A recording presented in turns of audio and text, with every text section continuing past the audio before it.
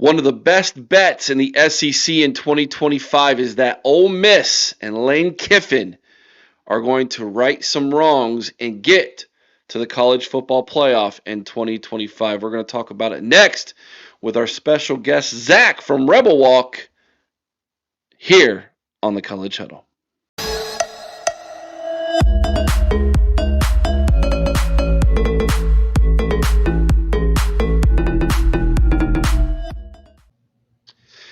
And joining us here on the College Huddle from the Rebel Walk is Zach. Zach, welcome into the College Huddle, my friend. Let's talk a little bit of Ole Miss and Lane Kiffin. Yeah, man, let's do it. Really excited to be a part of this community, Eric. Again, super grateful and hopefully, able to teach the audience a little bit more about Lane and Ole Miss as the season goes on here. Yeah, absolutely. I've been looking forward to this ever since I met you, and you decided to be a part of the College Huddle community. One of the newest members is the Rebel Walk, and Zach and his cohorts there at the Rebel Walk have become a part of our community here at the College Huddle, and we're excited to see the SEC grow by one. Ole Miss was one of those schools that just seemed like we couldn't connect with last year, and it was awesome to get to meet you, and we're super stoked to have you in the community. Really looking forward to this, Zach. So welcome in. Let me be the first to welcome you in. For the other community members who are watching this, Zach has been nothing but professional and excellent to work with thus far. And I think you all are really going to enjoy collaborating with him and his staff there over at the Rebel Walk this season when it comes to SEC football. That being said, Zach, this season is setting up very, very interestingly and nicely down there in Mississippi for you all. We're going to dive into that. But for those who are unaware about what the Rebel Walk is and who you are, why don't you give everybody a nice little introduction of what you do, what the Rebel Walk does, and why, if you're an SEC fan and or college football fan in general, or most importantly, an Ole Miss fan, why they should be following you guys. Yeah, so the Rebel Walk, obviously every school has their different media websites. We're one of those, not really affiliated with a 247 or On3 or the university, which is why, I've really come to enjoy my time, especially being a student at Ole Miss. It allows me to work the games, go to, different practices, media sessions. So it's an opportunity for me to get hands-on professional experience and what you can expect in terms of content, not only as podcasts, but also articles from a bunch of different reporters who are in Oxford getting that, live content for the fans every single day. Moving forward, it felt like one of the things that we wanted to work on was getting the different perspective of other fans around the country and in the SEC as well. So whether that be a game week, we connect with the College Huddle station from Georgia. That's something that we were kind of anticipating and wanted to get on top of. So to be able to do that, we feel is that next step in elevating our YouTube game and overall our website and just making connections in the college world as well. But I will say, there's a certain level of energy that we bring to the table, not only in our podcast world, but on social media.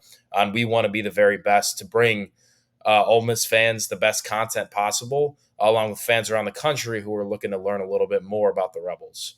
Excellent. And that's what we're going to do today is we're going to learn a little bit more about them. Now, I'm up here in the north. I don't hide that fact, but obviously I enjoy good football, which means I've watched a lot of Ole Miss in the last few years, more so than I ever did growing up. That is for sure. But some of the Ole Miss, can we say, culture or Mississippi culture in general, is new to me, and so I want you to kind of dive into this for everybody. What is the SIP? And what is it like down on game day down there on the campus of Ole Miss? Yeah, so it's a pretty funny story, Eric. I'm actually from Chicago myself, so I didn't really know a whole lot about Ole Miss until I took that visit down. Obviously, football, weirdly enough, was one of the main reasons I even checked it out. I think it's a big reason people are even considering Ole Miss. Students want to go see competitive SEC football. And the things that I've learned, whether it's seeing the Grove on game day or repping the merch, the SIP, all these different catchphrases that Lane Kiffin has created, he's made Ole Miss a global brand, which I didn't really think was ever possible. I'll be on vacation, whether it be on the East Coast, West Coast, back up north, and I'm getting hottie toddies left and right when I wear Ole Miss stuff. Which again, if you said to someone 20 years ago, they probably call you crazy. So a little bit into game day, the Grove.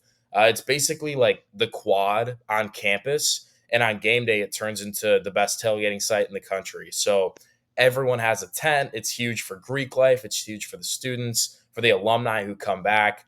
There's TVs and chandeliers within these tents. It truly is a once in a lifetime experience that I recommend to anyone who hasn't been. And then it's a 5 minute walk to the stadium. You get through a little bit of traffic there with how many people there are, and then you're in your seat, and you're hopefully watching Ole Miss get a big time win. So the setup, Setup, the game day, game all day. that stuff is it's one of the reasons that brought me to Ole Miss, and it has lived up and exceeded expectations. And obviously through the recent success, you're breeding a first round pick in Jackson Dart and Walter Nolan, and then the brand, the come to the sip, all these different things, and Lane Kiffin's social media presence is kind of what's taking Ole Miss, in my opinion, in the brand to that next level. Yeah, so it translates well on television, but it's definitely something as a college football fan, you see that and you're like, man, I gotta experience that at some point in my life. It looks it looks too much fun, man.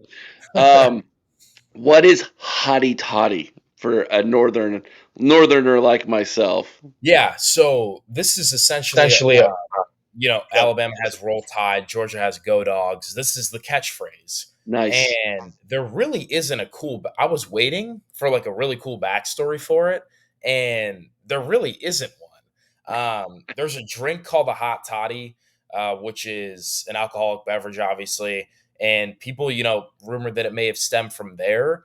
But it was more of just a saying that got created way back um, when Mississippi, was more of like a Confederate state, apparently. Hmm. And that's kind of, where the Ole Miss stuff is branched from as well.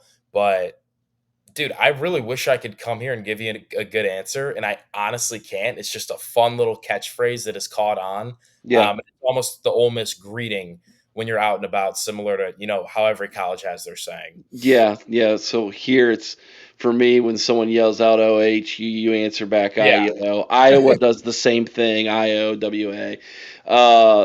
So there's different sayings like that. You yeah, will roll. Everybody knows what roll tide is. So I Hottie Toddy's to me it's freaking fun. Like yeah, it's so cool. yeah, And then you couple that with, like you said, Lane Kiffin and what his presence on social media.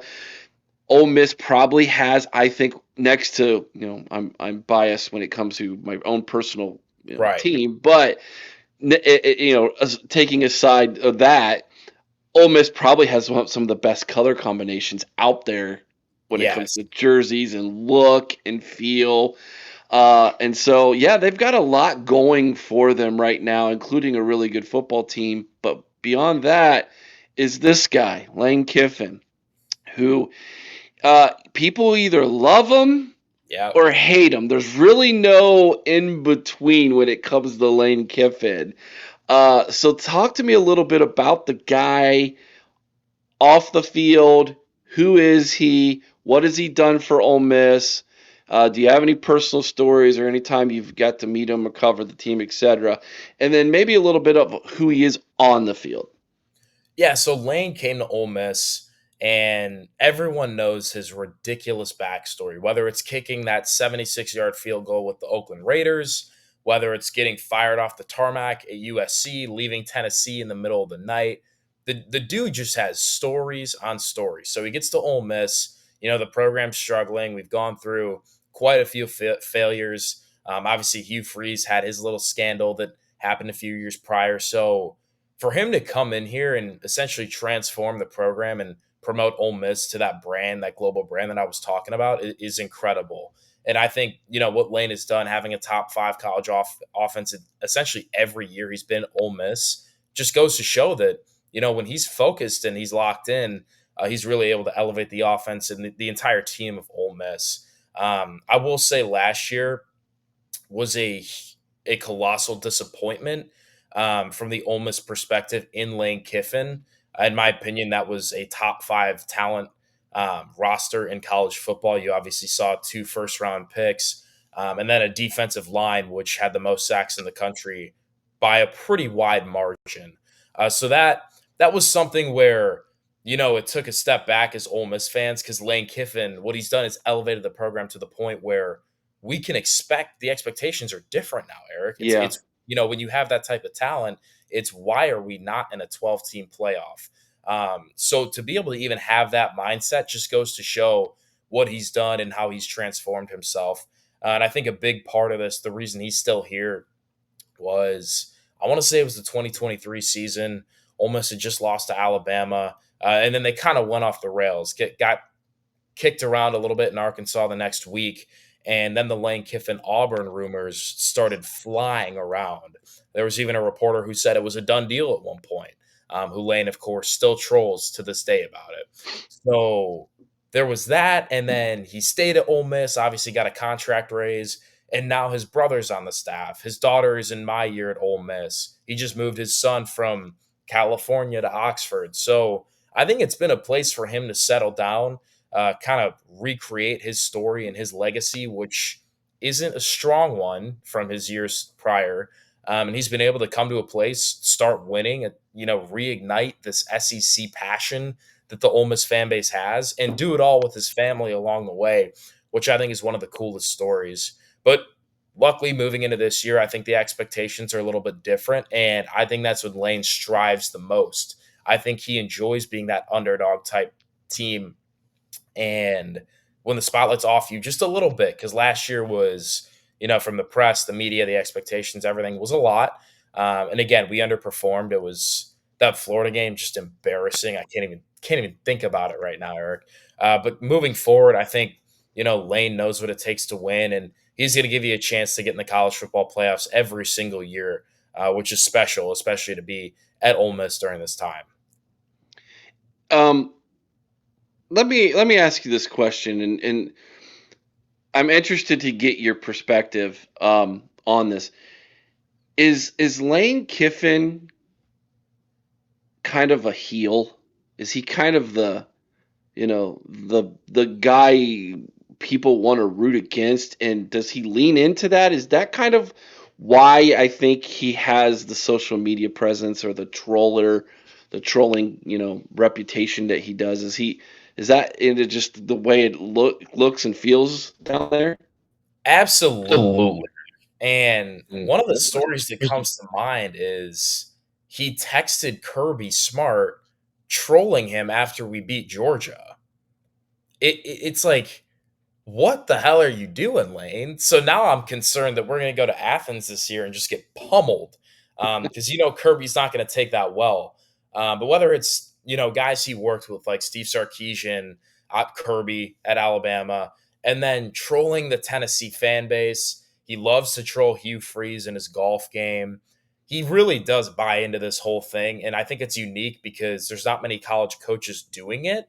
So for him to kind of put his foot forward and assert that he's going to be that guy, he continues to live up to it. And in my opinion, I think it's pretty clear that he really loves that attention, and the spotlight being on him as the outspoken coach and the coach who's going to say weird things, and spark up crazy rumors. He was at media days, and he said on the Paul Feinbaum show, things were boring around here. So he threw around that Nick Saban might come back to college football. Like, who does that? It's just weird stuff, but stuff that makes Lane Lane. And like you said, man, right when you started this segment, that's part of the reason why you either love him or hate him. Yeah. Does the fan base, do they buy into it and kind of, yeah, we're just gonna embrace that, or do you think there's a portion of the fan base that's like, I wish you wouldn't? So the older generation of the fan base, this is what I've noticed. They don't care what he says. They are in love with the idea of Lane Kiffin at Ole Miss. And to me, it's valid, right? You go through the success in the 1960s, and then in the 70s all the way to 2020, the program's struggling, Eric, just simply put, Hmm. not where they were in the 60s. You see Alabama come to rise and take over college football. Mississippi State's doing it a little bit. They had Dak back then. Obviously, you have your good players like Eli, A.J. Brown, throughout those time periods, but the consistent level of success wasn't there. So for Lane to come in here and establish that he's going to be bringing you 9 or 10 wins every season, the old people love it. They adore it. The young people after last season are really not a fan of the whole troll situation that's been going on. And even when he posts, that he's on vacation, which again, you got to do your thing. Go on vacation, right? But the younger people are like, you could see it in his Twitter replies, like, dude, get back to the office and recruit. Like our 2025 class, 2026 class is like ranked 30th. Like, what are you doing? So there's definitely after last season some tension flying in the air, but it really just depends on what's going on the field, right? A loss to Kentucky, unacceptable. Acceptable. That That is that simply is unacceptable. I think we were 17.5 point favorites that day. So for Lane to come in with his team and lose at home, again, that's going to irritate the fan base, especially the younger part of it, who now has the expectation that Ole Miss is a top three SEC team, and in a 12-team playoff, there's no question they should be in the playoffs. Um, and going into last season, you just smoked Penn State in the Peach Bowl. You bring in Prince Miel and Walter Nolan, all these people. So now the mindset about Lane within the younger crowd is a little bit different. I think people are going to be on him a little bit more about making sure the team's prepared for every single week, and still keeping Ole Miss as a top 5 program in the SEC, even a top 3 program, and getting their name back in the playoffs. Yeah, sure. I would assume that another season similar to last year and the antics outside of the lines on the field will start to wear thin on certain people. Yeah, and it already has. Like I mentioned, the younger crowd of Ole Miss fans, it's fun, like it's funny. Some of the stuff is cool, but if you're not winning football games, then get off social media and let's focus in here a little bit. What's the deal between him and Paul Feinbaum? So this takes a while back. I think I might have been 4 years old when this happened. But Lane, Yes, everybody. Zach just shared how young he is compared to me. but and I wish I could recall this because it's hilarious. But apparently Feinbaum on his show when Lane was at USC was just trashing him and said he shouldn't even be a head coach at the time. And later that day, Kiffin got fired. That was the tarmac situation. So ever since then, they always joke about it because Lane will be like, "Yeah, you got me fired from my job." But then Lane will be grateful because after that, obviously, goes to Alabama, ends up at Ole Miss. And it's kind of like this unspoken friendly joke, I would say. But every single media day or whatever the case may be, you know that you're going to get some really good content from both of them. It's pretty entertaining to watch. Yeah, it's incredibly entertaining because I would say outside of the SEC, most people do not like Paul Feinbaum.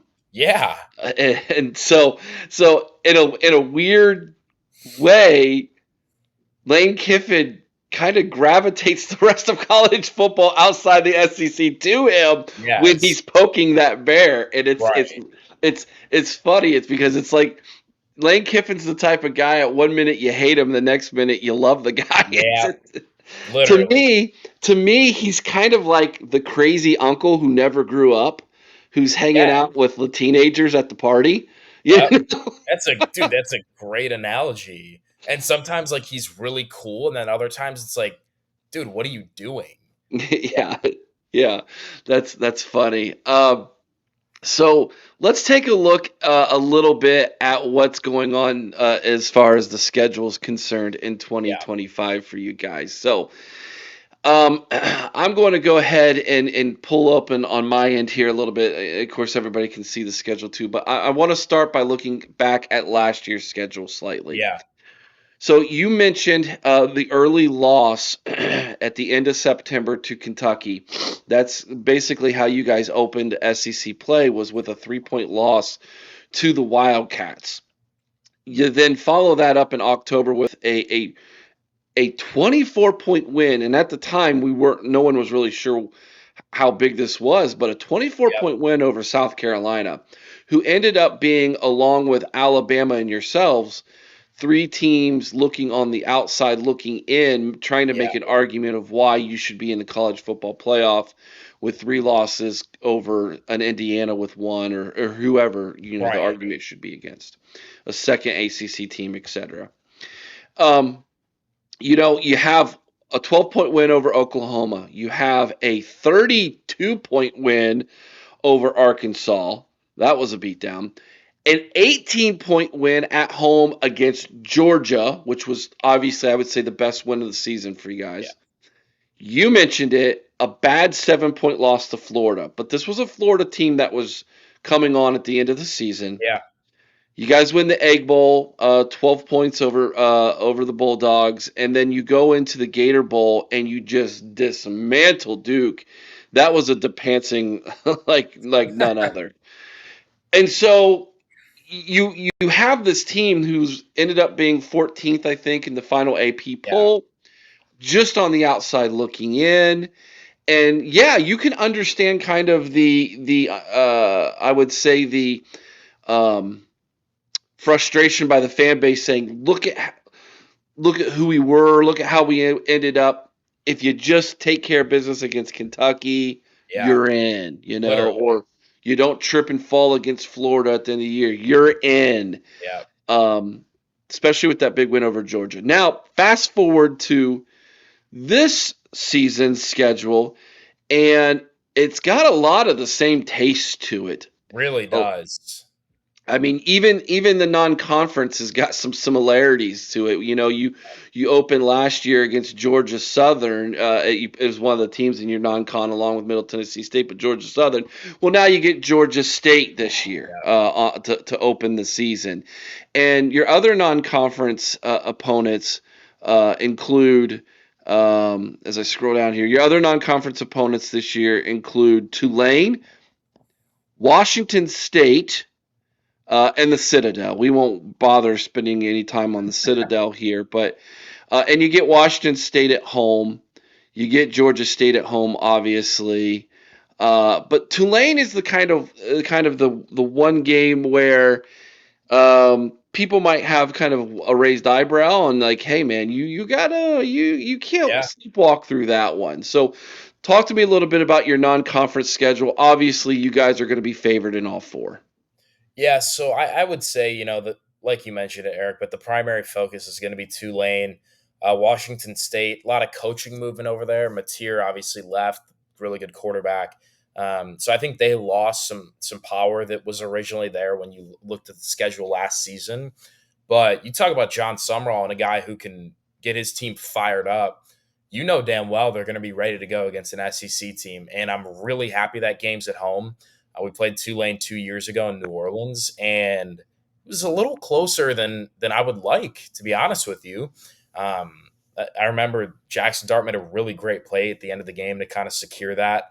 There was a forced fumble, but up until then, we were all feeling the suspense of, oh my gosh, we're really this close in a game against a team who isn't even near an SEC level program. So Summerall's doing a great job over there. That's probably my biggest concern. But if you don't beat Tulane with LSU, Georgia, OU, and Florida and South Carolina still on the schedule, you're probably going to have a lot of problems this year.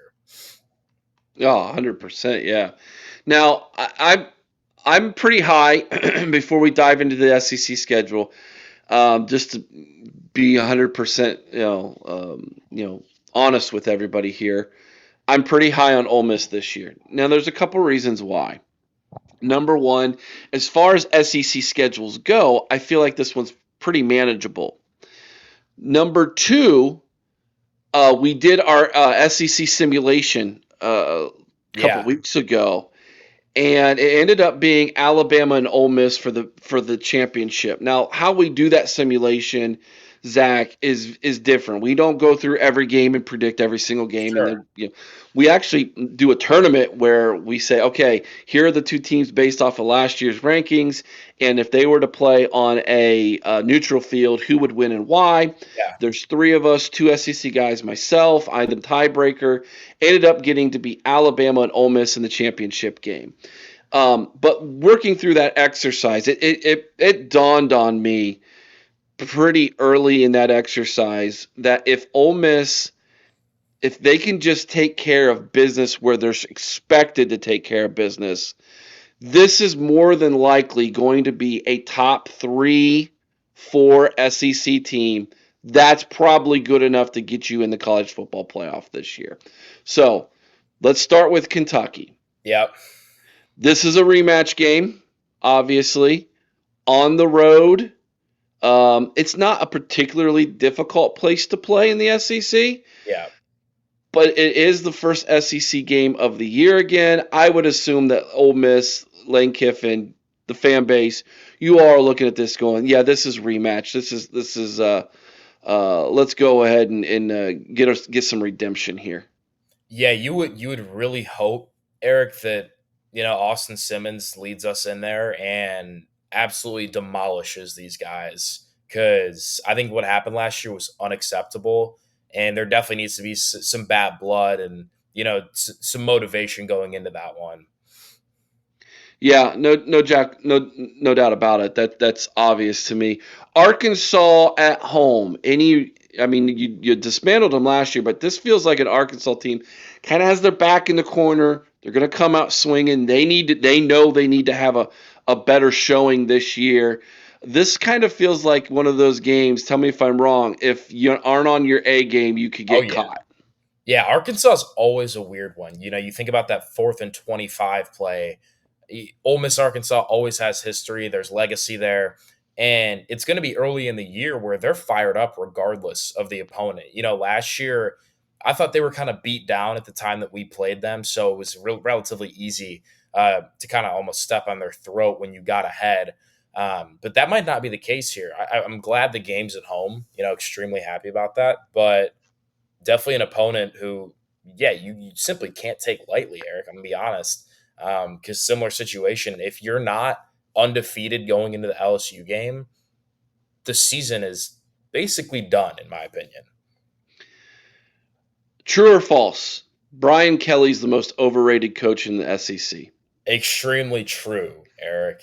I not a Brian Kelly guy. Never have been. I think the way he's changed his coaching positions, the similar to what he did to Cincinnati and then what he did at Notre Dame is strange.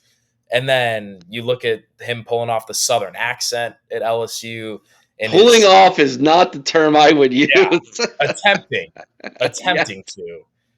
It was weird. And then Oh, obviously yeah. he's had all these talented teams, and it's just not necessarily failure, but when you have the Heisman winner and a wide receiver core of Malik Neighbors, Brian Thomas, and Kyron Lacey, yeah, you should probably be better than losing to Ole Miss in a season where we weren't exactly great back in 2024, or excuse me, 23.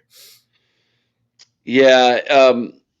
I understand you can fall into a Southern accent if it's in your blood. Most of my family's from Eastern Kentucky, and so when I Yeah, visit with family, I pick it up pretty quick. You know what I mean? that But makes sense.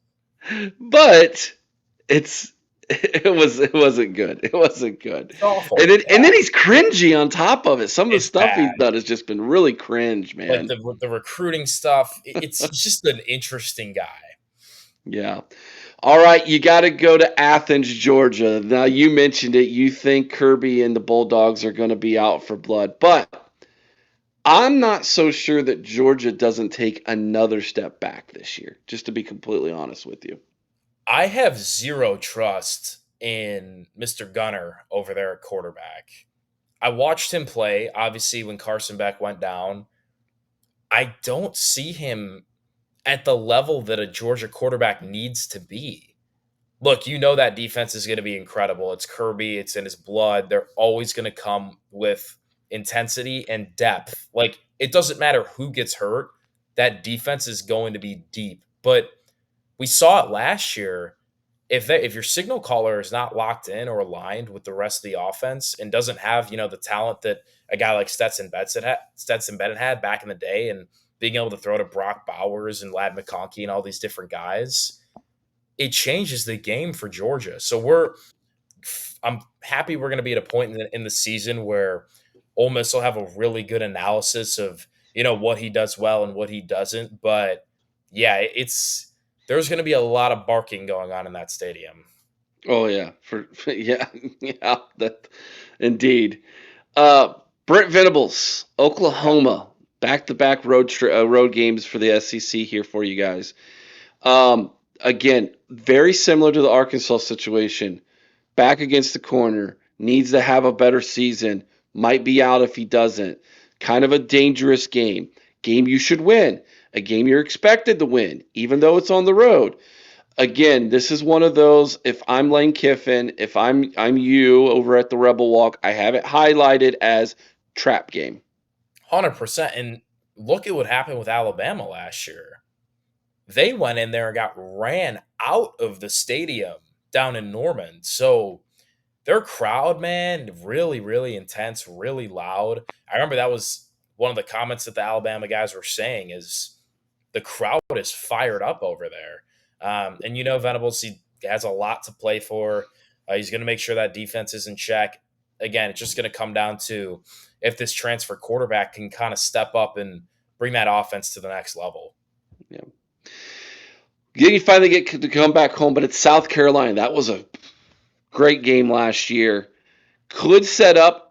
It's one of the games I have circled this season in college football as maybe a possible game of the year candidate. Yeah. This is going to be incredibly interesting. It could determine who might be going to the college football playoff from the SEC. If it comes down to those two teams, who wins the head-to-head? Incredibly important matchup. That being said, you look at those stretch of 3 games there, Georgia, Oklahoma, South Carolina. Does that make or break the season for Lane Kiffin and Ole Miss right there? Oh, absolutely. And I'm going to start with the bright side. Obviously, Ole Miss could go 3-0. I think that's pretty unlikely. I think 2-1 or even 1-2 is the situation here. But what if you go 0-3?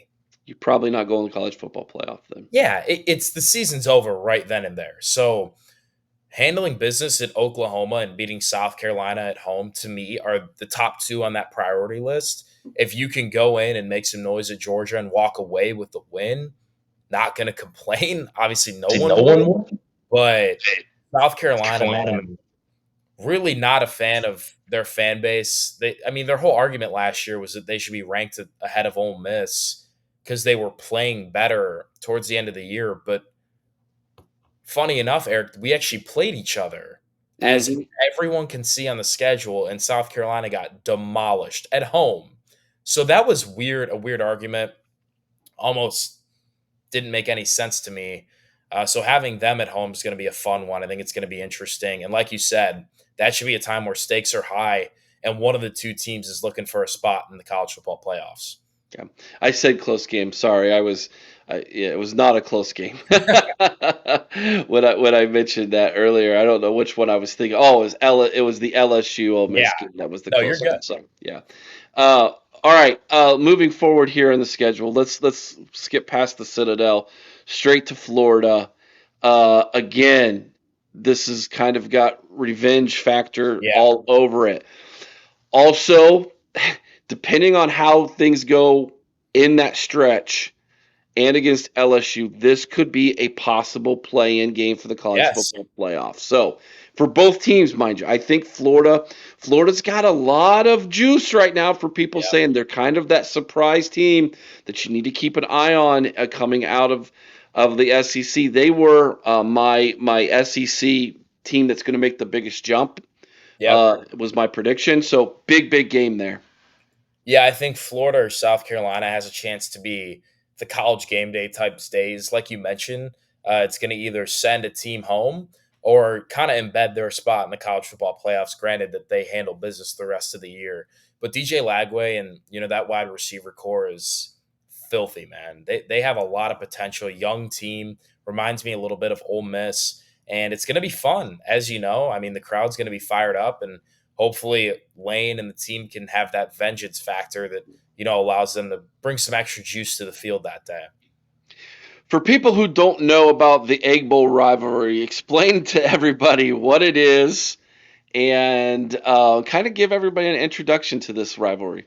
Yeah, this is an interesting one. So obviously, Mississippi State and Ole Miss go ways back, but you almost don't even understand it until you get to Mississippi because on the schedule, Ole Miss should handle this game, in my opinion, every single year with Lane Kiffin at the helm, kind of out recruiting Jeff Lebby over there and making sure that the in-state kids end up at Ole Miss. But between the history, you look over on that side, Dak Prescott's a guy who he had some great games against Ole Miss, and then obviously AJ Brown, Elijah Moore have done some really fun things against State.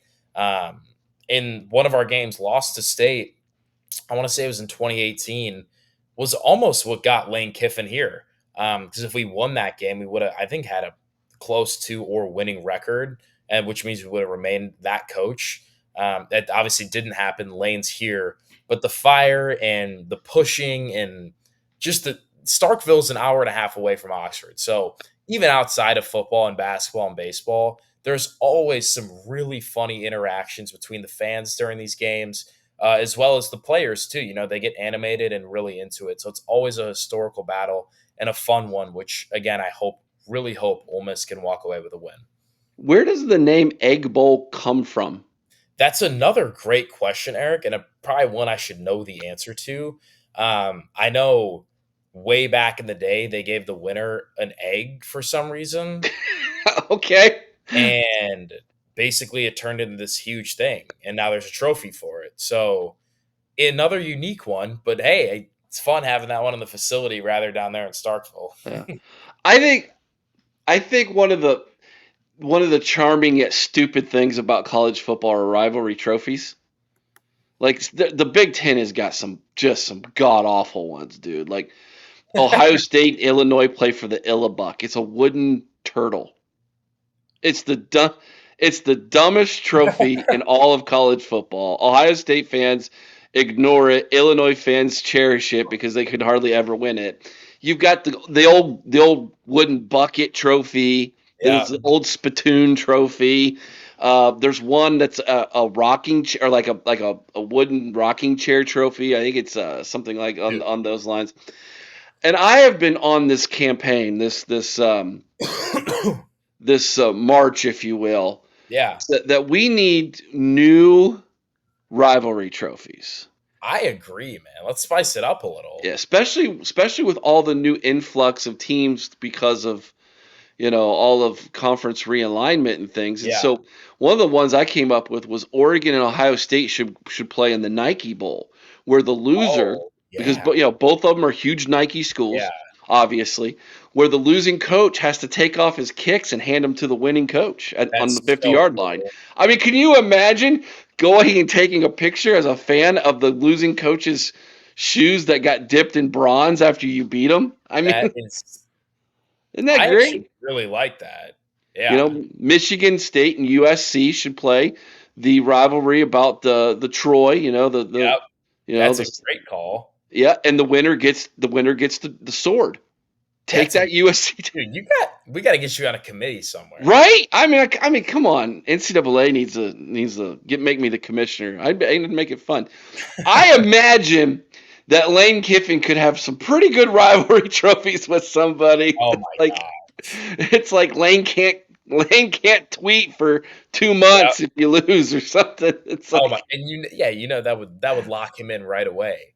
All right, I'm seeing the golden egg. Don't know why it was created, but it was created to give them early in the 1900s, and then a beat writer called it the Egg Bowl because neither team was good in that given year. She's like, "Oh, it's the Egg Bowl. It doesn't even matter." That's that's funny. funny. Yeah, we should be able to do something better than that. I Yeah, agree. yeah. Totally agree. But anyways, yeah, it's something that maybe you can help me work on with the SEC is coming up with some better ideas for some Yeah. rivalry games. But I look at this schedule, Zach, and I don't know about you. I see kind of like 8-4 is the floor, Yep. 7-5 if it's an absolute disaster. Yes, that's completely where my head's at. And the game that's circled for me is LSU because if you lose that game, all of a sudden, you're kind of in a similar situation as last season. Your back's against the wall at Georgia, then you probably lose that one, and after that, you basically cannot lose another game for the rest of the year, and you still have to go to Oklahoma and host South Carolina, Florida, and go to state. So LSU's the big one for me. If you can win that and handle business, and hopefully be undefeated 6-0 going into Athens, sky's the limit for this team. But LSU's they had a really good offseason. Brian Kelly, who, again, I'm really not a huge fan, but he's assembled quite a roster down there. So it's going to be interesting. And that's a game that, for me, is already circled that I'm looking forward to. Ceiling, I got 11-1. There we go. I had 10-2. I Oh, like it. really? Okay. The thing with me, out of LSU, Georgia, OU, South Carolina, and Florida, I see a loss twice somewhere in there. I can't point them out. I think Georgia's the first one or second. I mean, if you lose to LSU, but I think Georgia's one that you can automatically count in. But LSU, Carolina, Florida, or OU, I think could easily slip away from your fingers, even if it's like a 3-point loss, which is exactly what happened in a lot of those close matchups last year. It's down to the wire, but it doesn't matter how good you played. You walk away with a loss from the field that day. So I got 10-2 as the ceiling, but bottom line is we got to get in those damn playoffs. Yeah. All right, let's talk some big picture stuff, man. Should the SEC move to 9 conference games, yes or no, or why? I don't think so, Eric. I think you hear from the coaches all the time that the SEC is the hardest conference or whatever it may be, and I'm not sitting here saying that's the case, but it doesn't make sense to me why they'd schedule another game and potentially add another given loss on all their calendars, especially in an era where teams are constantly trying to get into the college football playoffs. If you want the most SEC teams getting to the playoffs, then adding another conference game isn't going to do that, in my opinion. Obviously, it'll boost some resumes for some people, but I think it would really, let's say, for example, it's Ole Miss and we have another conference game. I'm trying to think. Let's say we play Alabama. It's like, geez, now the schedule goes from what we're looking at to a whole different stratosphere of difficulty. So, my opinion, Eric, the answer is no. The year is 2030, and the SEC has 2 new teams in the conference. Who are Yep, they? I love this.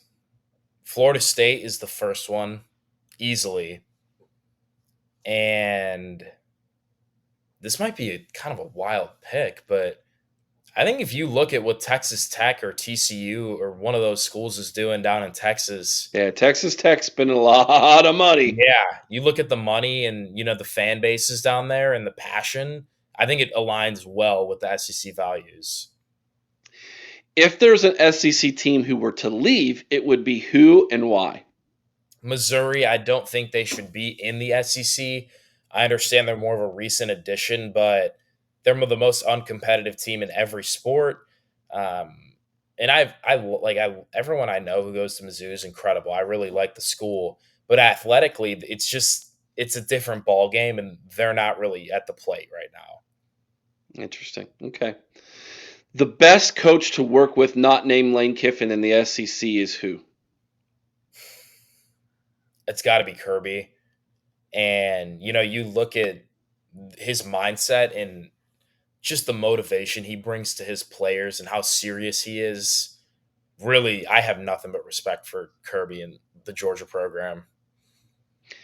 Caleb DeBoer will win how many national championships at Alabama? 0, Eric. Hey, all right. Yeah, I'm not big. I don't think DeBoer is going to be over there for a long time.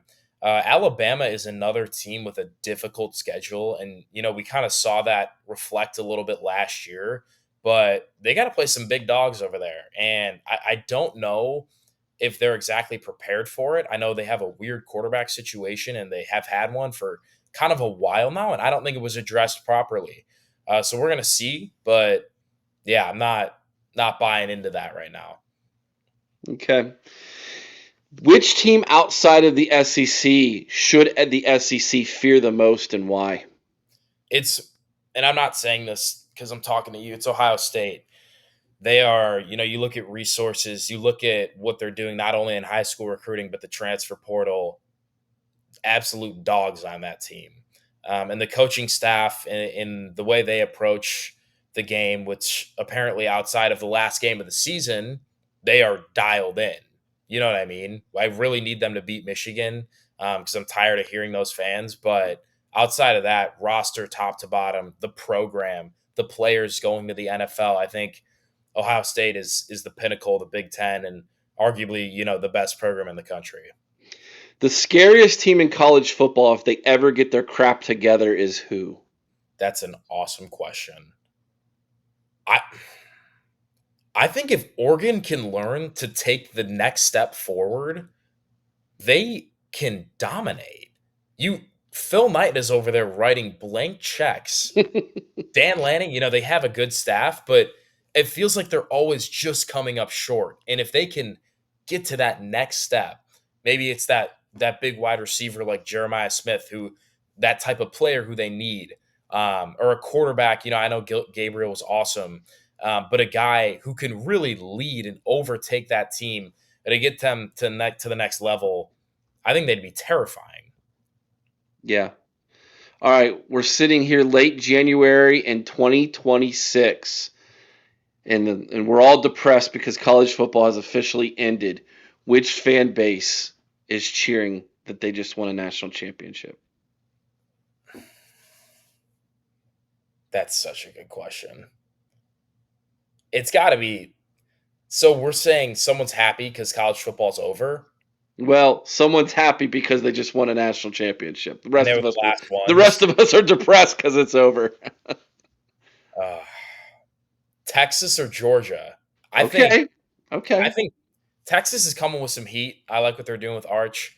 I think they're kind of similar to Oregon. If they take that next step in reaching, another step in the college football playoffs, they can really start to turn some heads, which they already do. And then Georgia, simply for consistency, they're going to be in that range every single year, and having a chance at winning the whole thing.